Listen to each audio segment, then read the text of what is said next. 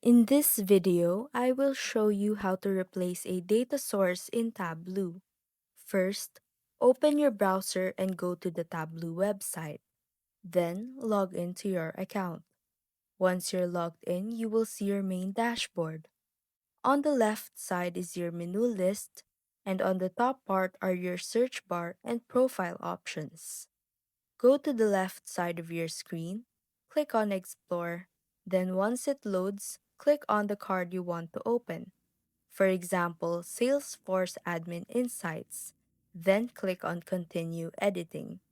It will open in a new tab. On the top menu, click Data, then from the drop-down, select New Data Source. A pop-up will appear where you can choose from Site, Files, or Connectors. For example, select Databases and Files, then click Connect. And that's how to replace a data source in Tableau.